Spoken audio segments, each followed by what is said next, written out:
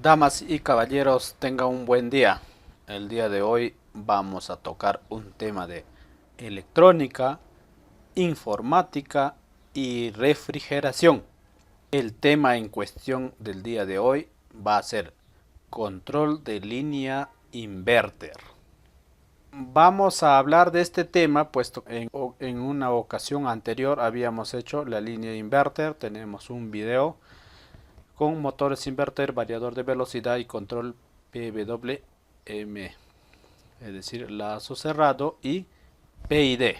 Habíamos hablado de este tema. En esto vamos a poner en el link de este video y vamos a explicar cómo funciona. Para empezar vamos a basarnos, o voy a basarme de una tarjeta Samsung que me tocó revisar y hacer un análisis y poder testear. Esta es la parte de atrás de la tarjeta.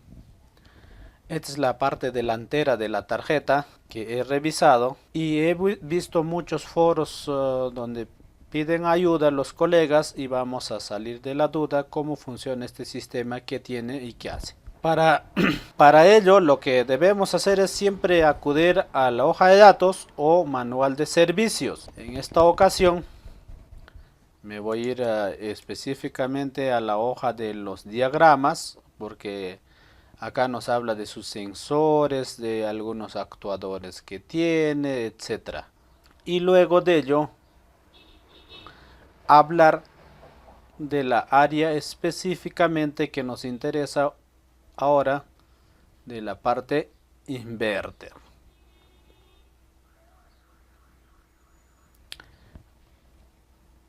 Para los electrónicos como nosotros, los artefactos no son tan complicados, simplemente tenemos que aprender a interpretarlos. Esta es la placa, el circuito esquemático de la área de tarjeta inverter board.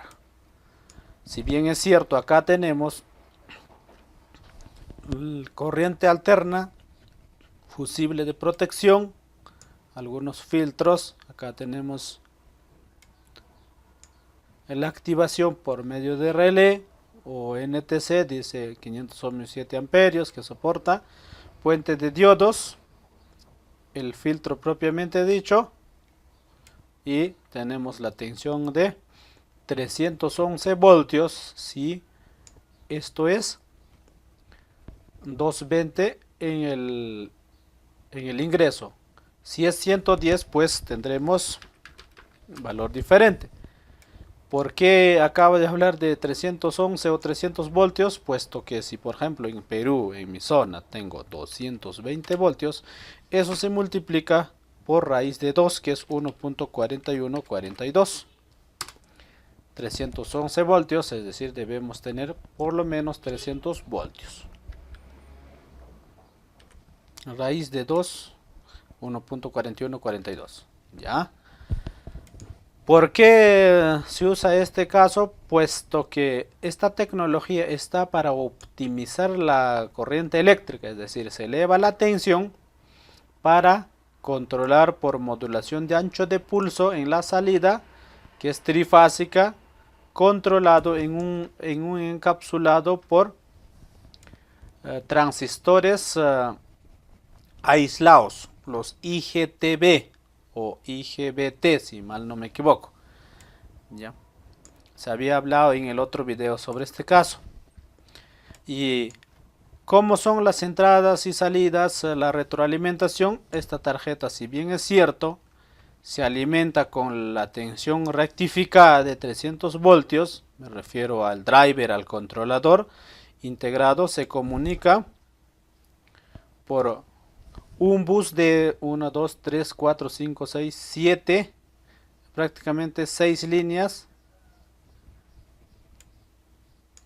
más 3 de retroalimentación, que es para el PID. ¿Por qué PID? Porque esto, las salidas es controlada por las entradas. Tienes entradas analógicas, salidas analógicas, moduladas por ancho de pulso, etc.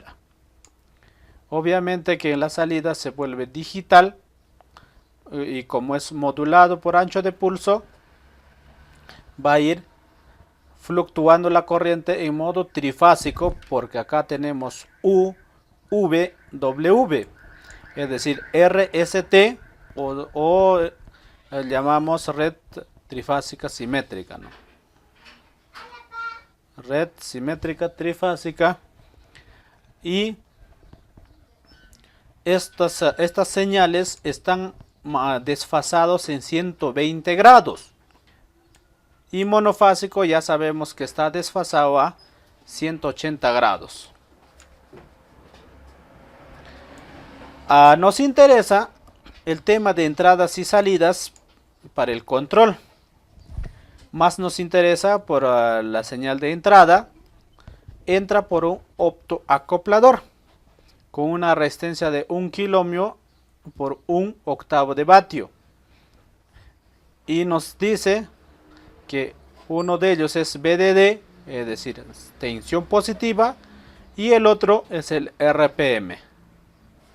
Mientras que el otro es feedback, es decir, la retroalimentación de que esta señal ha sido recibida. Eso prácticamente se llama señal de confirmación. Entonces, antes de meter la mano, vamos a estudiar en qué consiste este PC123. Al revisar el 123, que ya sabemos que es un optoacoplador, es decir, una señal entrada-salida aislado, vamos a ver las características que este señor tiene. Es decir, en su entrada soporta 500 miliwatts, puede entrar una señal de hasta 1 amperio, 6 voltios, soporta 70 miliwatts. En su salida puede trabajar hasta con tensiones de 70 voltios, de colector emisor, emisor colector, el voltaje puede ser 6 voltios, una corriente de 50 miliamperios y una potencia de 150 miliwatts. Luego de ello, si sabemos que este es un optoacoplador, todo optoacoplador en su entrada tiene diodo emisor de luz, sea tipo LED, tipo láser, etc. Y en su salida tiene un fototransistor aislado. Dicho ello, lo que nosotros prácticamente para poder diagnosticar este equipo, tenemos que tener un generador de pulsos aquí, modulada prácticamente por PWM o ancho de pulso o por frecuencia. A la vez debemos tener un equipo que pueda recibir la confirmación, o por lo menos la entrada podemos manejar y este funcionará correctamente. ¿Cómo hacemos? Pues que vamos a ponerle tensión positiva fija y para el RPM vamos a ponerle una tensión pulsante negativa. Pero como no depende de otros dispositivos, también podemos ponerle una tensión negativa fija y una tensión positiva pulsante de 5 voltios, porque nos dice que soporta hasta 6 voltios. Dicho ello, nosotros hemos diseñado, siempre hemos hecho circuitos con el 5.5 para modular la frecuencia. Obviamente que primero hay que saber a qué frecuencia trabaja. Si es posible escanear una señal de un equipo operando o operativo para poder saber qué frecuencia está entrando a este caso. Por ejemplo, nosotros podemos hacer una señal pulsante variable en su frecuencia con un 5.5. Dicho eso, también voy a poner el tema teórico del 5.5. Si bien es cierto cómo se controla el 5.5, también se puede trabajar con el 7.5 Acá está un poco de teoría, el encapsulado y todos los demás de este 5.5.